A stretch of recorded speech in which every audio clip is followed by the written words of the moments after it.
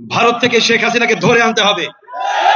শুধু ধরে আনলেই হবে না, এই সোহরাওয়ার্দী উদ্যানেই সকল মজলুম পরিবারের সদস্যের সামনে শেখ হাসিনাকে প্রকাশ্যে ফাঁসি দিতে হবে।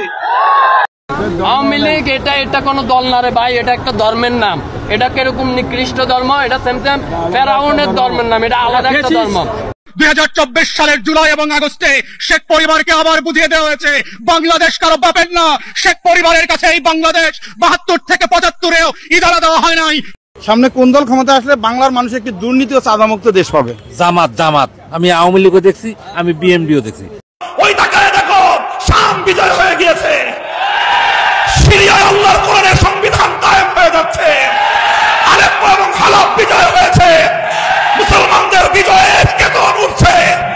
ইনশাআল্লাহ এই বিজয়ের ধারা থামবে না। শেখ হাসিনা পালিয়েছে, বাশার আল আসাদ পালিয়েছে। পদত্যাগ করুক আর না করুক, ওনার এই দেশে ফিরে আসার কোনো অধিকার নেই, কারণ ওনাকে আমরা এখন বাঙালি হিসাবেই গণ্য করি না। উনি পাসপোর্ট ছাড়া এতদিন ইন্ডিয়াতে পড়ে আছে, কিভাবে পড়ে আছে আপনি আমাকে বলেন। উনি কি ইন্ডিয়ার ভয় হচ্ছে যদি নির্বাচন দেরি হয় তাহলে দুইটা ঘটনা ঘটবে, রাষ্ট্রীয় প্রতিষ্ঠানগুলোতে সংস্কার হবে, কিছুটা শক্তিশালী হবে, প্রতিষ্ঠানগুলোটা শক্তিশালী হবে। বিএনপি কালে দ্রুত জনপ্রিয়তা হারিতেছে, বিভিন্ন জায়গায় যা দখল টকল হচ্ছে না, এগুলো কিন্তু বিএনপির কোনো প্রেস্টিজ থাকিচ্ছে না। এটা বিএনপির নেতারা জানে কিনা জানি না, কয়া রাখলাম, আগে থেকে সতর্ক করে দিলাম, দ্রুত জনপ্রিয় হইতেছে। শেখ হাসিনাকে বাংলাদেশে ফিরে এনে সোহরাওয়ার্দী উদ্যানের সবার সামনে তাকে বিচার করতে হবে। প্রিয় দর্শক শ্রোতা, ইতিমধ্যেই শেখ হাসিনাকে নিয়ে নানান ধরনের উল্টাপাল্টা নিউজ কিন্তু সোশ্যাল মিডিয়ায় ভাসছে। কেউ বলছে শেখ হাসিনা মারা যাচ্ছে, কেউ বলছে শেখ হাসিনা মারা গেছে, আবার কেউ বলছে শেখ হাসিনা হাসপাতালে মৃত্যুর সঙ্গে পাঞ্জা লড়ছে, আবার কেউ বলছে শেখ হাসিনা সুসাইড করার চিন্তা করছে। আসলে কোনটা সত্য? প্রিয় দর্শক শ্রোতা, কেনই বা সোশ্যাল মিডিয়ায় এই বিষয়টি নিয়ে এত আলোচনা সমালোচনা হচ্ছে? আবার কেউ বা বলছে ওবায়দুল কাদের মারা গেছে। তো সব কিছুর বিস্তারিত আলোচনায় কিন্তু আজকের এই ভিডিওর মাধ্যমে আপনারা জানতে পারবেন। আর সবাইকে বলবো ভাই, আজকের ভিডিওটি একটু ধৈর্য সহকারে দেখবেন। ভিডিওর শুরুতেই বেশ কয়েকটি ভিডিওর অংশ বিশেষ আপনারা দেখেছেন। মূলত খুবই আকর্ষণীয় হতে চলেছে আজকের এই ভিডিওটি। ভারতের সব ষড়যন্ত্র কিন্তু অবশেষে ব্যর্থ হলে এবং বাংলাদেশ থেকে কি পদক্ষেপ নেওয়া হচ্ছে শেখ হাসিনার ব্যাপারটি নিয়ে সব কিছু জানতে চলেছেন আজকের এই ভিডিওতে। তো চলুন আর কথা বাড়াবো না, আমরা এক এক করে সবগুলো ভিডিওর চলুন মূল আলোচনাগুলো শুনে আসি। শেখ হাসিনা কিন্তু ভাই সুইসাইড করবে। বাংলাদেশে আপনারা যেটা শুরু করছেন এটা কিন্তু শেখ হাসিনা মেনে নিতে পারতেছে না। শেখ হাসিনা যে কোনো সময় সুইসাইড করবে, প্লিজ এগুলো বন্ধ করেন। তাকে তার বিচার আমরা করতে চাই, তাকে ফাঁসিতে চলাইতে চাই আমরা। সে যদি নিজে মরে যায় তাহলে তো আমরা বিচার করতে পারলাম না। দেখেন, রাষ্ট্রপতি বানাইছে কে? শেখ হাসিনা। সেনাপ্রধান বানাইছে কে? শেখ হাসিনা। রাষ্ট্রপতির কি কোনো যোগ্যতা ছিল রাষ্ট্রপতি হওয়ার? ছিল না। রাষ্ট্রপতিকে রাষ্ট্রপতি বানাইছিল শেখ হাসিনা। এই জন্য রাষ্ট্রপতি বলছিল আমি শেখ হাসিনার পায়ে ধরে সালাম করতে চাই। চিন্তা করা যায়, এখন রাষ্ট্রপতি যখন বলে যে প্রধানমন্ত্রী পায়ে ধরে সালাম করতে চাই, এর থেকে লজ্জার কিছু হইতে পারে না। সেনাপ্রধান, তার কোনো যোগ্যতা ছিল কিনা আমি জানি না, তারপরে কিন্তু সেনাপ্রধান বানাইছিল কে? শেখ হাসিনা। এই যে সেনাপ্রধান যে কাজটা করছিল সেনাকুঞ্জে বেগম খালেদা জিয়াকে দাওয়াত করে নিয়ে, সারা বাংলাদেশের মানুষ তো মনে করেন যে খালেদা জিয়াকে নিয়ে মাতামাতি শুরু করলো, আপনারা তো সবাই জানেন। তারপরে এই যে রাষ্ট্রপতি 16 ডিসেম্বরের সংবাদ অনুষ্ঠানে তারেক রহমান বেগম খালেদা জিয়াকে দাওয়াত করছে। চিন্তা করতে পারছেন? এগুলা কি মেনে নেওয়া যায়? হ্যাঁ আপা, আপনি বলেন এগুলা মেনে নেওয়া যায়? আপা ইন্ডিয়াতে বসে এগুলা কিভাবে মেনে নেবে বলেন? কিভাবে মেনে নেবে এগুলা? যে রাষ্ট্রপতির আপা বানাইছে সেই রাষ্ট্রপতি বেগম খালেদা জিয়াকে দাওয়াত করতেছে। এখন বেগম খালেদা জিয়াকে দাওয়াত করার কারণ আছে। হাসিনা তো রাষ্ট্রপতি সবাইকে বিপদে ফেলায় চলেই গেছে। হাসিনা বাংলাদেশের যারা এমপি মন্ত্রী ছিল অনেকেই পালাই চলে গেছে, কিন্তু রাষ্ট্রপতি তো পালাইতে পারে নাই। রাষ্ট্রপতি ওই আসনে বসেছিল। তো রাষ্ট্রপতির কিন্তু মানে সরে যাইতে হইতে এমন একটা পরিবেশ তৈরি হয়ে গেছিল, রাষ্ট্রপতি টিকতে পারতো না। কিন্তু রাষ্ট্রপতিকে টিকাইছে কে? এটাকে আমরা জানি। রাষ্ট্রপতিরে টিকায় রাখছে বিএনপি। রাষ্ট্রপতিকে টিকাইছে বিএনপি। যখন আমাদের যে উপদেষ্টা নায়েব সাহেব বললো যে রাষ্ট্রপতি পদত্যাগ করবে কি করবে না, রাষ্ট্রপতিকে অপসারণ করবো কি করবে না, সিদ্ধান্ত রাজনৈতিক দল। তখন বিএনপিকে ডাকা হলো, বিএনপি বললো না, রাষ্ট্রপতিকে সরানো ঠিক হবে না। বিএনপি ডিরেক্ট বলে দিল। সরাইতে পারছে রাষ্ট্রপতিকে? পারে নাই। রাষ্ট্রপতি সে জায়গাতে আছে। এখন রাষ্ট্রপতি বেগম খালেদা জিয়াকে দাওয়াত করবে না তো শেখ হাসিনা দাওয়াত করবে বলেন? রাষ্ট্রপতির টিকাই রাখছে বেগম খালেদা জিয়া, বিএনপি। চিন্তা করতে পারছেন? এগুলো হলো প্রতিশোধ বলে। এটা বেগম খালেদা জিয়াকে জেলে রেখে বেগম খালেদা জিয়াকে বাংলাদেশের মানুষের কাছে বানাইছে গরিবের টাকা আত্মসাৎকারী, এটিমের টাকা আত্মসাৎকারী। কিন্তু সেই বেগম খালেদা জিয়া আজকে বাংলাদেশের সর্বোচ্চ সম্মান পাচ্ছে। এটাই কি বলে? আপনার কি প্রতিশোধ নিতে হলে কি শেখ হাসিনাকে জেলে দিতে হবে? জেলে দেওয়ার কোনো প্রয়োজন নেই। এই যে বেগম খালেদা জিয়াকে নিয়ে বাংলাদেশের মানুষ মাতামাতি করতেছে, এটাতেই শেখ হাসিনার শিক্ষা হয়ে যাইতেছে। কারণ শেখ হাসিনাকে আগামীতে কেউ মাতামাতি করবে না এইভাবে শেখ হাসিনাকে নিয়ে। বেগম খালেদা জিয়ার শেষ বয়সে হুইল চেয়ারে বসে চলাচল করতেছে, তারপরে মানুষ যে পরিমাণ রেসপেক্ট সম্মান তাকে দিচ্ছে, এটা শেখ হাসিনা কি পাবে? আপনার কি মনে হয়? জীবনেও না। শেখ হাসিনা এটা পাবে না। চ্যালেঞ্জ করে বলতে পারি, শেখ হাসিনা নিজে হাতে নষ্ট করছে। যে বেগম খালেদা জিয়াকে জেলে রাখছিল, সেই বেগম খালেদা জিয়া আজকে সবাই মনে করেন যে কি বলবো, সবার কেন্দ্রবিন্দুতে থাকে সে। এইটাকেই বলে সফলতা। সময় যখন খারাপ যায় সাদা কাপড় থেকে নাকি রং ওঠে, মানে এমন তো মানুষ বলে। দর্শক একটা প্রশ্ন রাখতে চাই যে বাংলাদেশের সাথে কি ভারতের সম্পর্ক নাকি বাংলাদেশের সাথে আওয়ামী লীগের সাথে ভারতের সম্পর্ক? এই প্রশ্নটা ঘুরপাক খাচ্ছে এপার বাংলা এবং ওপার বাংলা, দুই বাংলারই অনেক মানুষ বলছেন যে আসলে সমস্যাটার সূত্রপাতটা কোথা থেকে হলো, কেন 53 বছরের ইতিহাসে ভারতের বিরুদ্ধে এমন শক্ত অবস্থান বাঙালিরা নিল, ব্যবসায়ীরা নিল, জনগণ নিল, যেটা এখন একটা বুমেরাং অবস্থায় দাঁড়িয়েছে। আর এই সমস্যাটার কারণ খুঁজতে গিয়ে বেশিরভাগ মানুষ এটা বলার চেষ্টা করছেন যে আওয়ামী লীগ সরকারের পতনের পর যখন সাবেক প্রধানমন্ত্রী তিনি ভারতে পালিয়ে গিয়ে আশ্রয় নিয়েছেন, সেখান থেকেই আসলে ঝামেলাটা পাকাইছে। তাকে ওইখানে আশ্রয় দেওয়া এটা ছিল প্রথমত একটা ইস্যু, যদিও এটা নিয়ে অন্তর্বর্তী সরকার বা জনগণ এতটা রিয়েক্ট প্রথম ধাপে দেয় নাই, কিন্তু যখন তিনি ভারত থেকে বিভিন্ন সময় বিভিন্ন অডিও বক্তব্য দিচ্ছেন বা ফোন আলাপ বক্তব্য সামনে আসছে, আবার কেউ কেউ বলছেন তার এই বক্তব্যগুলো সবগুলো তার না, এআই জেনারেট কর্তৃক করা তার ফোন আলাপগুলোকে সামনে নিয়ে আসা হচ্ছে। যাই হোক, তো এই যে ইস্যুগুলো থেকে ওপার বাংলা থেকে এপার বাংলায় একটা উত্তেজনা তৈরি হচ্ছে, কেউ কেউ ভয় পাচ্ছে, কেউ কেউ আবার ইয়ানফসি করছে, আবার সমন্বয়করা বলতেছে যে মানে কারোর পিঠের চামড়া থাকবে না, মানে রাজনৈতিক দলগুলো একটা টেনশনে আছে, এই যে একটা অস্থির উদ্বেগকর পরিস্থিতি। আবার ধরেন এই যে ইস্কন ইস্যু বা সনাতনী জাগরণ মঞ্চ ইস্যু অথবা বিভিন্ন ইস্যুতে আওয়ামী লীগের যে সাপোর্টিং, সেগুলোর কারণেও পরিস্থিতি আরোটা খারাপ হয়েছে এমনটাই মনে করছেন। এই যখন অবস্থা, তখন শেখ হাসিনার ইস্যুতে ভারতের আজকের যে বক্তব্য, সেটা নিঃসন্দেহে শেখ হাসিনার জন্য খারাপ সংবাদ, আওয়ামী লীগের জন্য এটা এক ধরনের খারাপ সংবাদ। তবে যদি এটা ভারতের অন্তরের কথা হয়ে থাকে, আমরা ভারতের একটা অবস্থান তো ক্লিয়ার যে ভারতবর্ষে যতগুলো রাজনৈতিক দল আছে, দলমত নির্বিশেষে শেখ হাসিনাকে রক্ষার পক্ষে বা ওনাকে ভারতে জায়গা দেওয়ার পক্ষে কিন্তু সবাই অবস্থান নিয়েছে, এ হাতে কোনো সন্দেহ নেই। তো যাই হোক, এখন গতকালকে ভারতের পররাষ্ট্র সচিব বাংলাদেশে এসেছিলেন দুই দেশের মধ্যে যে বৈরী একটা সম্পর্ক, সেটাকে একটু বরফ গলানোর জন্য। তো সেখানে নানান ইস্যুতে বক্তব্যের মধ্যে একটা খুবই গুরুত্বপূর্ণ অংশ ছিল যে কি বলে যে শেখ হাসিনা বাংলাদেশের অন্তর্বর্তী সরকারের বিরুদ্ধে যে বক্তব্যগুলো দিচ্ছেন, সেগুলোকে ভারত আসলে কিভাবে দেখছে। যে ইউনূস সম্পর্কে বিভিন্ন কথা বলছেন, বা উপদেষ্টাদের সম্পর্কে বিভিন্ন কথা বলছেন, বা সমন্বয়কদের সম্পর্কে বিভিন্ন কথা বলছেন, বিভিন্ন ধরনের হুমকি ধামকি দিচ্ছেন। ইভেন ভারত থেকে যুক্তরাজ্যে যে একটা প্রোগ্রাম হয়ে গেল, সেখানেও তিনি বেশ লম্বা সময় একটা ব্রিফিং করেছেন, যেখানে বরাবরই তাকে ক্ষমতাচ্যুতির জন্য ডক্টর ইউনূস সরকারকে তিনি দায়ী করছেন। ইভেন এখানে যারা উপদেষ্টা আছেন তাদেরকেও এখানে অনেক ধরনের মন্তব্য করছেন। তো ভারত আসলে এই ব্যাপারে তার মেন্টালিটি কি? তো বলা হচ্ছে যে আপনার ভারত বাংলাদেশকে নিয়ে এই মুহূর্তে শেখ হাসিনা যে বক্তব্যগুলো দেন অন্তর্বর্তী সরকারকে নিয়ে, এগুলোকে ভারত সরকার সমর্থন করে না, এটা তিনি ব্যক্তিগত জায়গা থেকেই করছেন। আপনার কংগ্রেস নেতা শশী থারুর নেতৃত্বে ভারতের পররাষ্ট্র বিষয়ক স্থায়ী কমিটিকে ব্রিফিং করছিলেন পররাষ্ট্র সচিব বিক্রম মিশ্রি। মিশ্রি বলছেন ভারতের সম্পর্ক বাংলাদেশের সাথে কোনো নির্দিষ্ট রাজনৈতিক দল বা সরকারের মধ্যে সীমাবদ্ধ নয়। প্রথমে আমি এই প্রশ্ন রাখছিলাম, বরং এই সম্পর্কের ভিত্তি বাংলাদেশের জনগণের মধ্যে নিহিত, এটাই বাস্তবতা। কোনো একটা রাজনৈতিক দলের উপর ডিপেন্ড করে যখন আরেকটা রাজনৈতিক দলের সাথে দেশের সাথে সম্পর্কের জায়গা তৈরি হয়, সেই সম্পর্ক কখনোই ঠিক না। যেমন ধরেন পাকিস্তানের সাথে সম্পর্ক তৈরি করার জন্য একটা রাজনৈতিক দল খুব চেষ্টা করে, বাংলাদেশে কিছু অংশ আছে, কিন্তু এটা কি হচ্ছে না। জনগণের পালসটা আপনার বুঝতে হবে। কিন্তু আস্তে আস্তে আবার দেখেন এখন বাংলাদেশের জনগণ পাকিস্তানের জনগণের প্রতি পজিটিভ মাইন্ড নিয়ে আসছে, কিন্তু বিপরীতে কি হয়ে গেছে, বাংলাদেশের জনগণ ভারতের জনগণের বিরুদ্ধে আরেকটা নেগেটিভ মাইন্ড নিয়ে আসছে।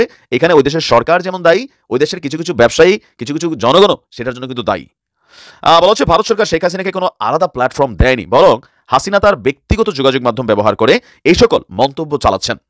ঢাকা তার সফরের সময় তিনি অন্তর্বর্তী সরকারকেও জানিয়েছেন ভারত জনগণের সাথে সম্পর্ককে অগ্রাধিকার দেয় এবং বর্তমান সরকারের সাথে কাজ চালিয়ে যেতে ইচ্ছুক।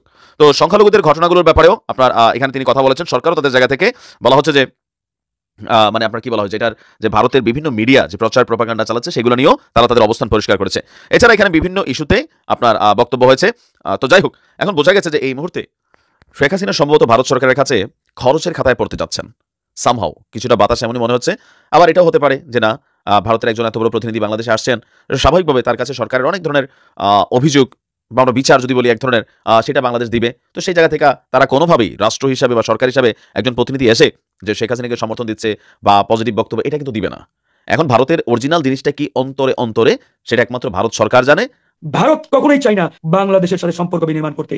তারা চায় এখানে একটি রাজা এবং প্রজা অর্থাৎ দাসত্বের যে কূটনীতি, এই দাসত্বের কূটনীতি বিনির্মাণ করতে। ভারত যদি তার 3 দিকে বর্ডার বন্ধ করে দেয়, আমি নিশ্চিতভাবে বলতে পারি বাংলাদেশের মানুষ 3 বেলা খাবে, পেট ভরে খাবে, মাছে ভাতে খেয়ে ভালোভাবে দিন যাপন করবে। কিন্তু ভারত যদি তার বর্ডার বন্ধ করে দেয়, তার বাণিজ্য বন্ধ করে দেয়, আমি চ্যালেঞ্জ দিয়ে বলতে পারি আমাদের 3 দিকে ভারতের যে স্টেটগুলো রয়েছে, রাজ্যগুলো রয়েছে, এই রাজ্যগুলোর অসংখ্য মানুষ 3 বেলার জায়গায় 2 বেলা খেয়ে থাকতে হবে। আজকে মিডিয়া নিয়ে যে কথাগুলো বলা হচ্ছে, ভারতবর্ষের যে মিডিয়া, সেটা আন্তর্জাতিক স্বীকৃত যে এই আমাদের ভারতবর্ষের মিডিয়া সব থেকে বেশি মিথ্যা খবর রটায়, এটা তো প্রত্যেকে জানে।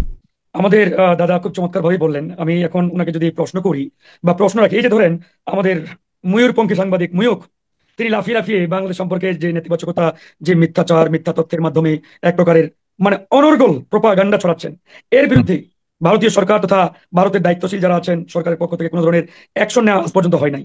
এমনকি দেখেন আমাদের বিভিন্ন গণমাধ্যমে উঠে আসছে ভারতের 49টি মূলধারার গণমাধ্যম, তারা বাংলাদেশ নিয়ে ভুয়া খবর প্রতিনিয়ত ছড়িয়ে যাচ্ছে। এই যে 49টি ভুয়া গণমাধ্যম বাংলাদেশ নিয়ে প্রতিনিয়ত মিথ্যাচার চালিয়ে যাচ্ছেন, এর পরিপ্রেক্ষিতে ভারত সরকারের অ্যাকশন কি? কোনো প্রকারের অ্যাকশন নেই, কোনো প্রকারের ধরেন যে এর বিরুদ্ধে কোনো সিদ্ধান্ত নেই, কোনো অ্যাকশন নেই, কিচ্ছু নেই। তার মানে এখান থেকে পরিষ্কার যে ভারত সরকারের প্রত্যক্ষ কিংবা পরোক্ষ ইন্ধনে এই মিডিয়াগুলো বাংলাদেশ সম্পর্কে মিথ্যাচার চালিয়ে যাচ্ছেন, মিথ্যা প্রোপাগান্ডা চালিয়ে যাচ্ছেন। আজকে আমাদের দাদা বলছেন যে এটা সরকারের কোনো সিদ্ধান্ত নয় কিংবা সরকার এটা করে নাই, এটা সেটা। আরে ভাই, সরকার বিজেপি তো একাকার, ভারতে যারা দায়িত্বে রয়েছেন এবং ভারতীয় বিজেপি, এই সরকার এবং বিজেপির মধ্যে বিন্দু পরিমাণ কোনো ফ্যাক্ট এটা শুধু বাংলাদেশ নিয়ে খবর নয়, আমি শেষ করি। বাংলাদেশ নিয়ে আজকে যখন আমার বাংলাদেশ হাই কমিশনে ভারতীয় উগ্রবাদী ওই হিন্দুত্ববাদী সংগঠনের সন্ত্রাসীরা হামলা চালালেন, এর পরিপ্রেক্ষিতে ভারত সরকারের কোনো করা স্টেটমেন্ট কিংবা কোনো স্টেপ কিংবা কোনো সিদ্ধান্ত আমরা পাই নাই।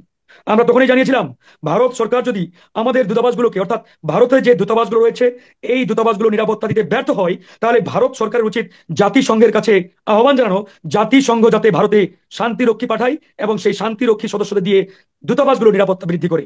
সেই জায়গায় বাংলাদেশ সরকার আহ্বান জানিয়েছিল আমরা ভারত সরকারকে সহযোগিতা করতে প্রস্তুত থাকবো, আমরা আরো বেশি শান্তিরক্ষী জাতিসংঘের মাধ্যমে পাঠিয়ে ভারতীয় সরকারকে সহযোগিতা করব, যাতে সেই শান্তিরক্ষীদের দিয়ে ভারত সরকার তার দেশের দূতাবাসগুলো নিরাপত্তা বৃদ্ধি করবে এবং নিশ্চিত করবে। আমরা কিন্তু আহ্বান জানিয়েছি, সহযোগিতা করার আশ্বাস দিয়েছি। এখন দাদা আপনি বললেন যে ভারত সরকার বরাবরই বাংলাদেশের সাথে সম্পর্ক উন্নতি করতে প্রস্তুত রয়েছে, চেষ্টা চালিয়ে যাচ্ছে। এখন আপনাকে প্রশ্ন করি, এই যে ভারতের শীর্ষ কূটনীতিক পররাষ্ট্র সচিব গত পরশুদিন বাংলাদেশে আসলেন, আমাদের দেশ ফ্যাসিবাদ বিরোধী লড়াইয়ের মাধ্যমে দ্বিতীয়বার যে আমরা স্বাধীনতা অর্জন করেছি, ভারতীয় তাবেদার ভারতীয় কৃতদাস হাসিনাকে বাংলাদেশ থেকে বিতাড়িত করেছি, তার চার মাস পেরিয়ে গেল। এই 4 মাসে ভারত কি একটাবারের জন্য তাগিদ ফিল করে নাই যে বাংলাদেশ আমাদের প্রতিবেশী দেশ, বাংলাদেশ আমাদের নেইবার কান্ট্রি, বাংলাদেশের সাথে সম্পর্ক বিনির্মাণ করতে হলে ভারতের শীর্ষ পর্যায়ে কোনো কূটনীতিক বাংলাদেশে পাঠানো উচিত? তাহলে এই 4 মাসে কেন পাঠালেন না? হোয়াই? একটাবারের জন্য ভারত এই তাগিদ ফিল করলেন না যে বাংলাদেশ আমাদের লাগবে? বাংলাদেশ যেহেতু আমাদের পাশে, বাংলাদেশ যেহেতু আমাদের প্রতিবেশী দেশ, ইতিমধ্যে ভারতের প্রত্যেকটি প্রতিবেশী দেশ মানে তাদের যে লাইন, প্রতিবেশী লাইন সেখান থেকে ছিন্ন হয়ে গেছে, বিচ্ছিন্ন হয়ে গেছে, আলাদা হয়ে গেছে। সেই জায়গায় ভারত তাগিদ ফিল করে একটাবারের জন্য কোনো কূটনীতিকে বাংলাদেশে পাঠায় নাই, একজন আসেনি। তাহলে এখন কেন আসলেন? এখন এজন্যই আসলেন যখন বাংলাদেশে তীব্র প্রতিবাদ শুরু হলো, রাজনৈতিক দলগুলো ভারত বিরোধী, আগ্রাসন বিরোধী, আধিপত্যবাদ বিরোধী লড়াই প্রকাশ্যে রাজপথে নামলেন, বিএনপি নামলেন, জামাত নামলেন, তখনই ভারতের যে গিট্টি, মোদী সরকারের যে কমরের গিট্টি, সেটি লুজ হয়ে গেল। কারণ মোদী সরকার শুরুতে মনে করেছিল যে ডক্টর মোহাম্মদ ইউনূস তো একটা নাথিং, জানাতেন ব্যক্তি, কিন্তু পরক্ষণে টের পেয়েছি 3 মাস মোদী সরকার আন্তর্জাতিক লবিগুলোতে, ইন্টারন্যাশনাল প্রত্যেকটি জায়গায় মোদী সরকারের বিরুদ্ধে বাংলাদেশ নিয়ে মিথ্যাচার চালিয়ে গেছেন, কিন্তু ধোপে টিকতে পারেন নাই। কারণ তিনি বুঝতে পারেন নাই যে ডক্টর মোহাম্মদ ইউনূস একজন আন্তর্জাতিক মানের খেলোয়াড়, ইন্টারন্যাশনাল প্লেয়ার। যখনই এই মোদী এবং মোদীর লবিস্টরা ইউরোপ আমেরিকায় বাংলাদেশের বিরুদ্ধে মিথ্যাচার, বাংলাদেশের বিরুদ্ধে নানাবিধ মিথ্যা নিউজের মাধ্যমে এই সরকারকে একটি অবৈধ সরকার বলে প্রচার করেছে, প্রতিষ্ঠা করার চেষ্টা করেছে, তখনই ইউরোপ আমেরিকা বলছেন no, that is absolutely wrong news, fake news. আমরা জানি ডক্টর মোহাম্মদ ইউনূস কে, আমরা ডক্টর মোহাম্মদ ইউনূসের সাথে কাজ করেছি অতীতে, এবং আমরা জানি তিনি একজন গ্লোবাল ব্যক্তিত্ব, ইন্টারন্যাশনাল একজন ব্যক্তি। সুতরাং তাকে নিয়ে তোমরা যে মিথ্যাচার করছো, এই মিথ্যাচার আমরা বিশ্বাস করি না, এটা গ্র্যান্টেড নয়। এরপরেই মোদী টের পেয়েছে যে ডক্টর মোহাম্মদ ইউনূসকে নিয়ে খেলতে গেলে হিতে বিপরীত হবে। এরপরে তিনি বাধ্য হয়েছেন ভারতের শীর্ষ কূটনীতিক তাদের পররাষ্ট্র সচিবকে বাংলাদেশে পাঠাতে। এর আগে কিন্তু পাঠান নাই, এর আগে তিনি আন্তর্জাতিক এরেনায় বাংলাদেশ নিয়ে মিথ্যাচার চালিয়ে গেছেন, কিন্তু তার এই মিথ্যাচার আন্তর্জাতিক দরবার, আন্তর্জাতিক সম্প্রদায় খায় নাই, তারা এটাকে অ্যাকসেপ্ট করে নাই, এটাকে তারা অ্যাকসেপ্টেন্সি দেয় নাই। এরপরে এই মোদীর ঘুম মানে ভেঙেছে এবং তার যে দিবাস্বপ্ন, এই দিবাস্বপ্ন ভেঙে চুরমার হয়ে গেছে। আর দাদা আপনি বলছেন যে ভারত বরাবরই চাই বাংলাদেশের সাথে সম্পর্ক বিনির্মাণ করতে, এটি একবারই ডাহা মিথ্যাচার, একবারই মিথ্যা প্রতারণা। ভারত কখনোই চায় না বাংলাদেশের সাথে সম্পর্ক বিনির্মাণ করতে, ভারত কখনোই চায় না বাংলাদেশের সাথে বন্ধুত্বপূর্ণ সম্পর্ক করতে। তারা চায় এখানে একটি রাজা এবং প্রজা, অর্থাৎ দাসত্বের যে কূটনীতি, এই দাসত্বের কূটনীতি বিনির্মাণ করতে। আপনি কিছুক্ষণ আগে বললেন ওই রিলায়েন্স, ওই আম্বানি আদানি তারা পাকিস্তানে ব্যবসা করে, হ্যাঁ করে। ব্যবসার নীতি কি? যে কোনো দেশ আরেকটি দেশের সাথে ব্যবসা করবে, কোনো সমস্যা নেই। কিন্তু আপনি প্রশ্ন করেন ওই ভারতীয় যে মানে ধনকুব। প্রিয় দর্শক, আমরা ফারুক হাসানকে শুনতে পাচ্ছি না, আপনার অনুষ্ঠানটিকে শেয়ার করবেন। আমরা আপনি একটু উত্তরটা দিয়ে দিই, একটু ছোট্ট করে উত্তরটা দিই। এটি কখনোই সম্ভব নয় যে পাকিস্তানকে দাসের চোখে, কৃত দাসের চোখে, গোলামের চোখে দেখে ভারত ব্যবসা করবে, ভারত কূটনীতি সেট করবে। এটি ভারত কখনোই করতে পারবে না। কারণ ভারত জানে, ভারতের বন্দুকগুলো আমরা দেখেছি যখন পাকিস্তানের সীমান্তে ভারতীয়। জি, যারা ফারুক হাসান শোনা যাচ্ছেন আপনাকে। আমরা আমি একটু ছোট্ট করে দিয়ে আমি সম্প্রতি শ্রীলঙ্কাতে গণঅভ্যুত্থান হয়েছিল, সেখানেও কিন্তু জেনে ভারতের তরফ সেভাবে থেকে কূটনীতি নির্ধারণ করি। আর বাংলাদেশের বেলায় কি করে? বাংলাদেশের বেলায় পাখির মতো বাংলাদেশের জনগণকে হত্যা করে। এই হচ্ছে আমাদের নীতি। আজকে ভারতীয়রা হুমকি দিচ্ছে বাংলাদেশ নিয়ে যে ভারত পেঁয়াজ বন্ধ করে দিবে, চিনি বন্ধ করে দিবে, কাপড় বন্ধ করে দিবে, সীমান্ত বন্ধ করে দিবে। আরে ভাই, ভারতের পেঁয়াজ না হলে আমাদের কি যায় আসে? পাকিস্তান থেকে আমদানি করবে। জি, তার মানে না, আমি একটু ছোট্ট করে ফারুক উত্তর হাসান, দিই। আপনার লাইভ কানেকশনটা বার করে দিচ্ছি। সরকারের একদম এক মিনিট, এরপর আমি একদম 1 মিনিটেই দিচ্ছি। একটা সরকার কোনো মানুষ রাজনৈতিক এক দলের বেলা বিভিন্ন মানে বক্তব্যের না মধ্যে খেয়ে যায়। থাকবে। আজকে ফারুক হাসান আসছি, আপনার ইন্টারনেট কানেকশনটা প্রবলেম করছে বারবার। জি আমাদের জি বিদ্যুৎ চলে গেছিল, আমি দুঃখিত। তারপরে শেষ করবো অল্প সময়ের মধ্যে। আমি নিশ্চিত করে বলছি, ভারত যদি তার 3 দিকে বর্ডার বন্ধ করে দেয়, আমি নিশ্চিত ভাবে বলতে পারি বাংলাদেশের মানুষ 3 বেলা খাবে, পেট ভরে খাবে, মাছে ভাতে খেয়ে ভালোভাবে দিন যাপন করবে। কিন্তু ভারত যদি তার বর্ডার বন্ধ করে দেয়, তার বাণিজ্য বন্ধ করে দেয়, আমি চ্যালেঞ্জ দিয়ে বলতে পারি আমাদের 3 দিকে ভারতের যে স্টেটগুলো রয়েছে, রাজ্যগুলো রয়েছে, এই রাজ্যগুলোর অসংখ্য মানুষ 3 বেলার জায়গায় 2 বেলা খেয়ে থাকতে হবে। অনেক মানুষকে না খেয়ে থাকতে হবে, কারণ তারা অনেকাংশেই বাংলাদেশের উপরে ডিপেন্ডেন্ট, নির্ভরশীল। সুতরাং ভারত যতই হুমকি দোক ধামকি দোক, এটা স্রেফ তাদের লোক দেখানো, ভারতের কাছে, ভারতীয় জনগণের কাছে মানে নিজেকে বড় করে তোলা, মহিমান্বিত করে তোলার একটা মানে অশুভ চিন্তা ছাড়া অন্য কিছু নয়। এই জায়গায় আমরা বলেছি, ভারত আজকে যে বাংলাদেশের সাথে সম্পর্ক বিনির্মাণের চিন্তা করছে, এটা বাংলাদেশের জনগণ আর কোনোদিন হতে দেবে না, একবারই না। ভারতের স্বপ্ন ছিল বিএনপি কিংবা বড় কোনো দল হয়তো ভারতের কাছে নমনম করবে, জি হুজুর করবে, সেটা এবার আমি বলি, এবার একটু আমি বলি, শুরু করি। চিন্তায় ঘুরে বালি, ভারতের এই চিন্তায় একবারে গুলে বালি ছিটিয়ে দিয়েছে বিএনপির শীর্ষ নেতারা, বিএনপির সিদ্ধান্ত। আমি চাই আপনি শুনুন, আর কোনোদিন বাস্তবায়ন হবে বলে আমি মনে করি না, আমি বিশ্বাস করি না। দাদা আরেকটু কথা আপনি বললেন, আজকে দেখেন বিজেপি অর্থাৎ বিজেপি সরকার, তারা নিজে কখনো কাজ করে না। তারা তাদের যে সন্ত্রাসী সংগঠন আরএসএস এবং বিজেপির উগ্রবাদী যারা রয়েছে তাদেরকে দিয়ে করে। আপনি বললেন ভারতের কোনো শীর্ষ নেতা মিথ্যাচার করেন। এই যে দেখেন, আপনি অমিত শাহের কথা বলছিলেন, অমিত শাহ কিছুদিন আগে একটা বক্তব্যে বলেছিলেন বাংলাদেশিদের যেখানে পাবেন সেখানে ঝুলিয়ে রাখবেন, আমরা ঝুলিয়ে রাখবো, ঝুলিয়ে পিটাবো, এরকম একটা বক্তব্য ঝাড়খণ্ডে তিনি দিয়েছিলেন, বিজেপির শীর্ষ নেতা এবং বর্তমান ডিফেন্স মিনিস্টার অমিত শাহ। এই যে বিবিসি নিউজ দেখেন। আর আপনি বললেন অমিত শাহ মিথ্যাচার করেন। এবার আপনি অনেকগুলো একই রিপিট হয়ে যাচ্ছে। ঠিক আছে, এবার আমি একটু বলি। ব্যাপারে তো মোটেও অমিত শাহের কখনোই পক্ষপাতিত্ব করে কথা বলেনি, বিজেপির পক্ষপাতিত্ব কখনোই করেনি, করে বলেনি, সবসময় আমি একটু ছোট্ট করে উত্তরটা দিই। নতুন যে সরকার হয়েছে সেই সরকারের বিদেশ দপ্তরের আপনি যদি কোনো সচিব হন, আশা করি, বা বিদেশ মন্ত্রী হন, আমি খুব খুশি হব। আপনাকেই বলছি। তো বিষয়টা হচ্ছে, আপনি যদি বিদেশ মন্ত্রকের কোনো সচিব কিংবা বিদেশ মন্ত্রী দায়িত্ব পান, আমি খুব খুশি হব। বিষয়টা হচ্ছে, বিষয়টা কি জানেন, একটা দেশের সরকার, রাজনৈতিক দল, মিডিয়া, সাধারণ মানুষ, এগুলো কিন্তু এক জিনিস নয়, প্রত্যেকটা জিনিস আলাদা আলাদা। আজকে মিডিয়া নিয়ে যে কথাগুলো বলা হচ্ছে, ভারতবর্ষের যে মিডিয়া, সেটা আন্তর্জাতিক। প্রিয় দর্শক শ্রোতা, আশা করি সবগুলো ভিডিও দেখেছেন এবং শুনেছেন সকল আলোচনাগুলো বিস্তারিত। তো অবশ্যই আপনাদের মূল্যবান মতামত জানাবেন, আর হ্যাঁ, পারলে ভিডিওটি শেয়ার করে সবাই দেখার সুযোগ করে দেবেন। আর আমাদের এই চ্যানেল নাসির স্ন্যাক মিডিয়া সেন্টারে যদি আপনারা নতুন হয়ে থাকেন, প্রতিনিয়ত এ ধরনের সকল প্রকার নিত্য নতুন আপডেট, নিউজ, গরম গরম খবরগুলো পেতে আমাদের এই চ্যানেলটি সাবস্ক্রাইব করে দিবেন। যারা ইতিমধ্যে সাবস্ক্রাইব করে দিয়েছেন সবাইকে অসংখ্য ধন্যবাদ জানিয়ে ভিডিওটি এখানে শেষ করছি। সে পর্যন্ত সবাই ভালো থাকবেন, সুস্থ থাকবেন। আল্লাহ হাফেজ।